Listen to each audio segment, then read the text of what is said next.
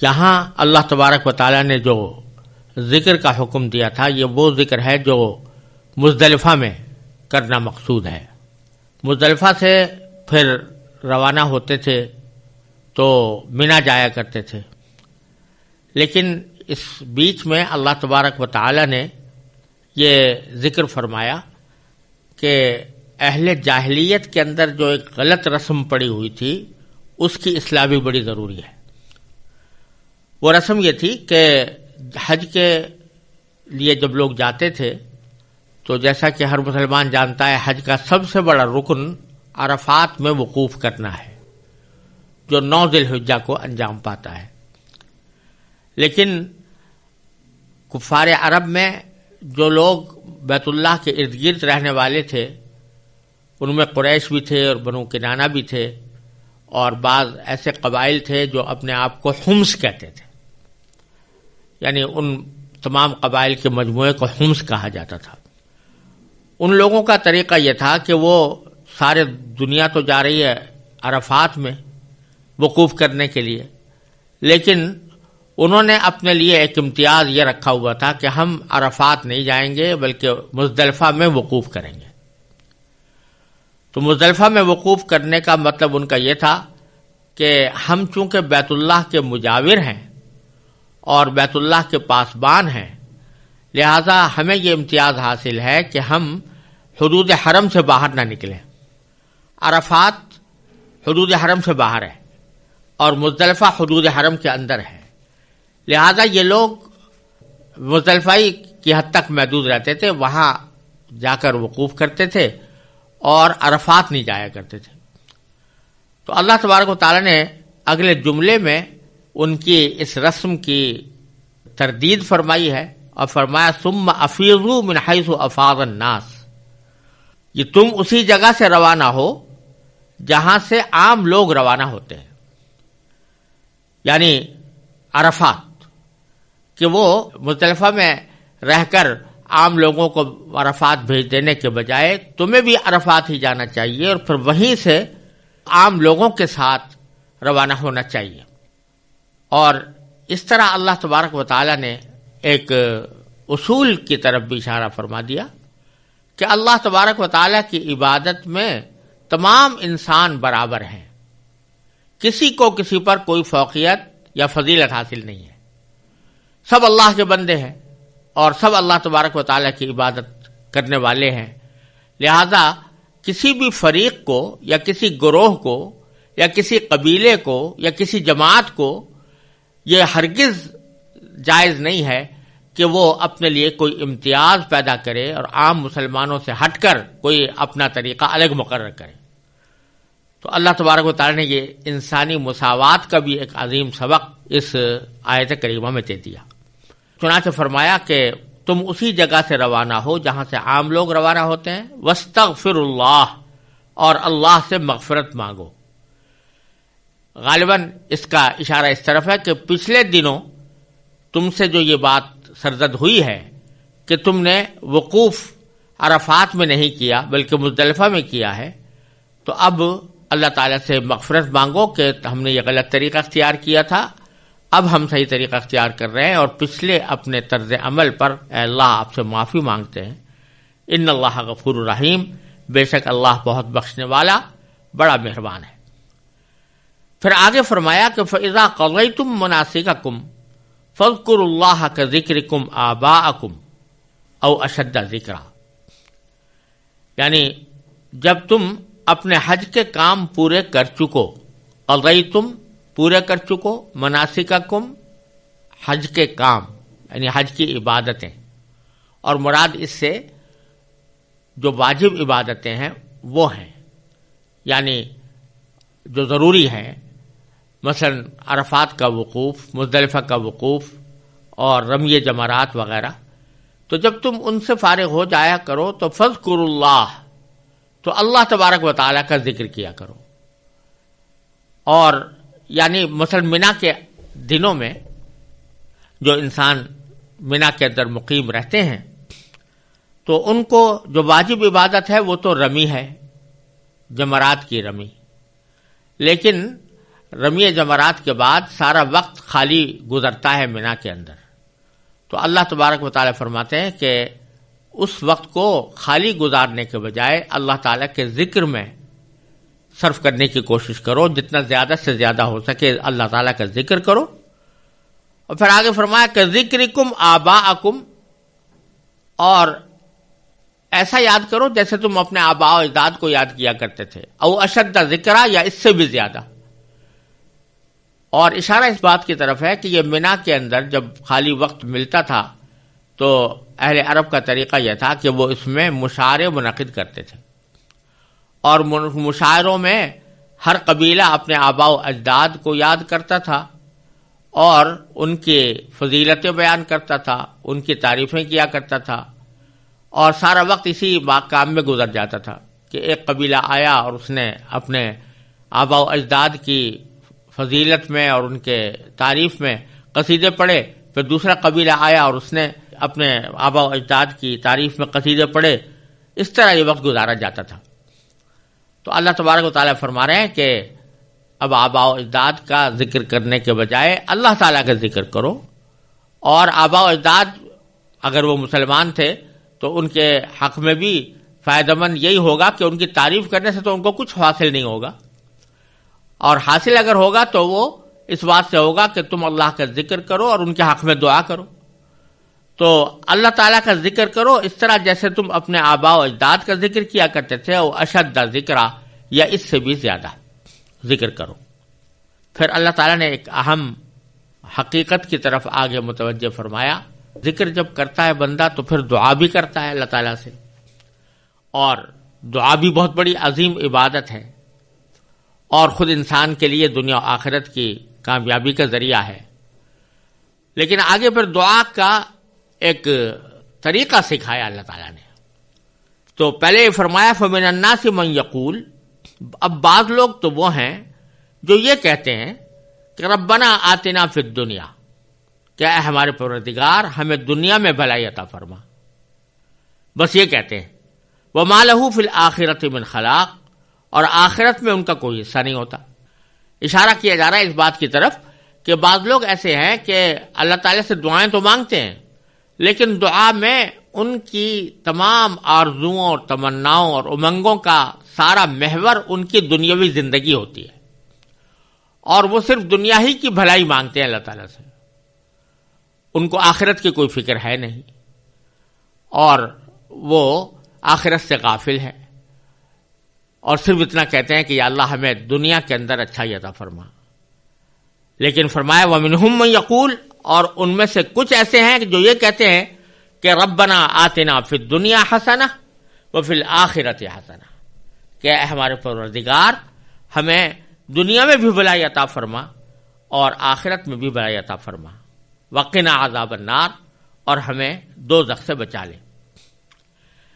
یہاں ارشاد یہ فرمایا کہ صرف دنیا کی راحتوں، لذتوں اور دنیا کے مقاصد ہی کے لیے اللہ تعالیٰ سے دعا کرتے رہنا اور آخرت کے بارے میں کچھ فکر نہ کرنا، یہ ایک مومن کا شیوا نہیں ہو سکتا۔ یہ کافر لوگ ہوتے ہیں جو یہ سمجھتے ہیں کہ نہیں اللہ حیاتنا الدنیا نموت و نحیا، بس ہماری زندگی تو بس دنیا ہی والی ہے، اسی میں ہم جیتے ہیں، اسی میں ہم مرتے ہیں۔ تو وہ تو بے شک اگر یہ کام کریں کہ چونکہ ان کے ذہن میں کوئی تصور نہیں ہے آخرت کا، اس واسطے وہ صرف دنیا ہی کو اپنا مقصد بنائے ہوئے ہیں، اسی کی بھلائی مانگتے ہیں۔ لیکن ایک مومن جس کا یہ ایمان ہے کہ اس دنیا کے بعد ایک دوسری زندگی آنے والی ہے، آخرت کی زندگی، تو اس کا کام یہ ہے کہ وہ جس طرح دنیا کی بھلائی مانگتا ہے اس طرح آخرت کی بھلائی بھی مانگے، اور یہ کہے کہ یا اللہ مجھے دنیا میں بھی بھلائی عطا فرما اور آخرت میں بھی بھلائی عطا فرما۔ یہاں اللہ تعالیٰ نے یہ نہیں فرمایا کہ دنیا کی بھلائی نہ مانگو، بلکہ یہ فرمایا کہ دنیا کی بھلائی کے ساتھ آخرت کی بھلائی بھی مانگو۔ بلکہ اگر دیکھا جائے تو آخرت کی بھلائی کو یقیناً دنیا کی بھلائی پر فوقیت حاصل ہے، کیونکہ دنیا کی زندگی تو مرتے ہی ختم ہو جائے گی، اور آخرت کی زندگی ابدی ہے، ہمیشہ رہنے والی ہے، کبھی فنا ہونے والی نہیں ہے۔ اس لیے کہا گیا ہے کہ اعمل لدنیا کا بقدر بقائی کا فیہا وعمل لآخرت کا قدر بقائی کا فیہا، کہ دنیا کے لیے اتنا کام کرو جتنا دنیا میں رہنا ہے، اور آخرت کے لیے اتنا کام کرو جتنا آخرت میں رہنا ہے۔ تو اللہ تبارک و تعالیٰ نے یہاں یہ سکھا دیا کہ دنیا کی بھلائی بھی مانگو اور آخرت کی بھی مانگو، اور ساتھ ہی اس سے ان لوگوں کی بھی تردید کر دی جو دنیا کی بھلائی کو کوئی اہمیت ہی سرے سے نہیں دیتے، اور انہوں نے ترک دنیا کا رویہ اختیار کر رکھا ہے، جیسے رہبانیت کا طریقہ تھا کہ جب تک دنیا کی راحتیں اور دنیا کے اسباب کو ترک کر کے آدمی جنگل میں بیٹھ کے اللہ تعالیٰ کے لیے وقف نہ ہو جائے، اس حد تک وہ اللہ کا قرب حاصل نہیں کر سکتا۔ ان کی بھی تردید کر دی کہ نہیں، یہ طریقہ بھی غلط ہے، دنیا بھی اللہ تعالیٰ ہی کی بنائی ہوئی ہے، اور اس میں اللہ تعالیٰ نے دنیا برسنے کے لیے تمہیں بھیجا ہے، دنیا کی چیزیں تمہارے لیے پیدا کی گئی ہے، اور اس کی بھلائی مانگنا کوئی بری بات نہیں، یقیناً اس کی بھلائی مانگو، لیکن آخرت کو فراموش نہ کرو۔ جیسا کہ سورہ قصص میں اللہ تعالیٰ نے قارون سے خطاب کرتے ہوئے فرمایا کہ اپنا دنیا کا حصہ مت بھولو، ولا تنس نصیبک من الدنیا، یہ فرمایا، لیکن ساتھ ساتھ یہ فرمایا کہ آخرت کو بھی فراموش نہ کرو۔ تو اسی طریقے سے اللہ تبارک و تعالیٰ نے یہاں یہ تاکید فرمائی کہ جب وہاں دعائیں مانگو تو آخرت کے لیے بھی مانگو اور دنیا کے لیے بھی مانگو۔ پھر فرمایا کہ اولئک لہم نصیب مما کسبوا، جو لوگ اس طرح دعا کرتے ہیں کہ دنیا کی بھلائی بھی مانگتے ہیں اور آخرت کی بھلائی بھی مانگتے ہیں، ان کو اپنے اعمال کی کمائی کا حصہ ملے گا، یعنی ثواب ملے گا۔ اور فرمایا کہ واللہ سریع الحساب، اور اللہ جلد حساب لینے والا ہے۔ یہ جملہ اللہ تعالیٰ نے قرآن کریم میں کئی جگہ ارشاد فرمایا ہے کہ اللہ جلد حساب لینے والا ہے، یعنی حساب کا دن قریب آنے والا ہے، جلدی آ جائے گا۔ اور اس کے یہ معنی بھی ہے کہ جب حساب اللہ تعالیٰ لیں گے تو کوئی شخص یہ نہ سوچے کہ اربوں کھربوں انسانوں کے اعمال کا حساب کتاب، اس میں تو بہت وقت گزرے گا۔ تو اللہ تعالیٰ فرماتے ہیں کہ نہیں، ہمارے لیے حساب لینا کوئی اتنا بڑا مسئلہ نہیں ہے، ہم بہت جلدی حساب لے لیں گے۔ لیکن یہ جملہ بعض جگہ تو اس سیاق میں آتا ہے کہ کسی غلط کار کو اس کی غلط کاری پر متنبہ کرنے کے لیے فرمایا جاتا ہے کہ تم یہ نہ بھولو کہ اللہ تعالیٰ جلدی ہی تم سے حساب لے گا۔ تو اس وقت اس کا مقصود ہوتا ہے متنبہ کرنا، کہ اپنے اعمال کو دیکھ بھال کر انجام دو، اپنی بدعمالیوں سے باز آ جاؤ، ورنہ عنقریب تمہارے حساب کا دن آنے والا ہے۔ اور بعض جگہ یہ جملہ آتا ہے اہل ایمان کو جو اجر آخرت میں ملنے والا ہے، اس کے سیاق میں یہ جملہ آتا ہے۔ یہاں اسی سیاق میں آیا ہے کہ اس وقت اس کا مقصد تسلی دینا ہوتا ہے۔ یعنی بعض اوقات آدمی یہ سوچتا ہے کہ بھئی اس وقت تو دنیاوی زندگی میں مشقت ہی اٹھا رہا ہوں، یعنی عبادت انجام دینے میں یا طاعت انجام دینے میں بعض اوقات مشقت معلوم ہوتی ہے، اور یہ تو ایک وعدہ فردا ہے کہ کل کو جب تمہارا انتقال ہو جائے گا اور تمہاری دوسری زندگی شروع ہوگی تو ہم تمہیں یہ اجر عطا فرمائیں گے۔ تو یہاں تسلی دی جاتی ہے کہ نہیں، یہ کوئی اتنا لمبا چوڑا معاملہ نہیں ہے، واللہ سریع الحساب، اللہ تبارک و تعالی حساب جلدی لے لے گا، اور وہ اتنی جلدی ہو سکتا ہے کہ جو ہی تمہاری موت آئے گی تو من مات فقد قامت قیامتہ، جو شخص مر گیا تو اس کی قیامت اسی دن شروع ہو گئی۔ اور اللہ تبارک و تعالیٰ کی طرف سے اہل ایمان کو جو اجر ملنا ہے، اس اجر کا آغاز بھی موت کے وقت کے بعد سے شروع ہو جاتا ہے۔ برزخ کی زندگی میں بھی اللہ تبارک و تعالیٰ ان کو اپنے انعامات سے نوازتے ہیں۔ تو یہاں واللہ سریع الحساب اسی تسلی کے مفہوم میں آیا ہے۔ پھر آگے فرمایا کہ وَاذْكُرُوا اللَّهَ فِي أَيَّامٍ مَّعْدُودَاتٍ، اور اللہ کو گنتی کے دنوں میں، چند دنوں میں یاد کرتے رہو۔ گنتی کے دن سے مراد یہاں پر وہ دن ہیں جو حج کے دوران منا میں گزارے جاتے ہیں، یعنی 10ویں تاریخ، 11ویں تاریخ اور 12ویں تاریخ۔ تو 10ویں تاریخ میں تو بہت سارے کام ہوتے ہیں، اور وہ پھر 10 کا دن گزرنے کے بعد جو اگلی رات آ رہی ہے وہ بھی وہاں منا میں گزارنا مسنون ہے۔ پھر 11 تاریخ کا دن گزارنا، پھر 11 تاریخ کی رات گزارنا، اس طرح 2 راتیں تو وہاں پر قیام ہونا ہی ہونا ہے مینا کے اندر. لیکن ساتھ ہی یہ بھی فرمایا کہ فمن تعجل فی یومین، جو شخص ان 2 دنوں میں جلدی سے چلا جائے، یعنی 12 تاریخ کے دن میں رمی کرنے کے بعد چلا جائے، 12 تاریخ کی رات وہاں نہ گزارے، فلا اسم علیہ، تو اس کے اوپر کوئی گناہ نہیں، کیونکہ اس نے 2 راتیں گزار لیں، ایک 10 تاریخ کے بعد کی رات اور ایک 11 تاریخ کے بعد کی رات. یہ 2 راتیں اس نے وہاں پر گزار لی اور گزار کر 12 تاریخ کی رمی کر کے چلا گیا، تو یہ اس کے اوپر کوئی گناہ نہیں. ومن تاخر، اور اگر کسی شخص نے کچھ دیر کی، یعنی ایک رات مزید ٹھہرا مینا کے اندر اور 13 تاریخ کی بھی رمی کر کے روانہ ہوا، تو اس نے گویا 3 راتیں گزاری، ایک 10 تاریخ کے بعد والی رات، ایک 11 تاریخ کے بعد والی رات، ایک 12 تاریخ کے بعد والی رات، تو اس پر بھی کوئی گناہ نہیں. گویا اشارہ اس حکم کی طرف ہے کہ مینا کا قیام 2 دن تو مسنون ہے اور اس میں رمی کرنا بھی واجب ہے، یعنی 11 تاریخ کو بھی اور 12 تاریخ کو بھی، لیکن تیسرے دن یعنی 13 تاریخ کو رمی کرنا واجب نہیں ہے، اور نہ اس سے پہلی والی رات وہاں پر گزارنا واجب ہے. لہذا اگر 12 تاریخ کو آدمی جانا چاہے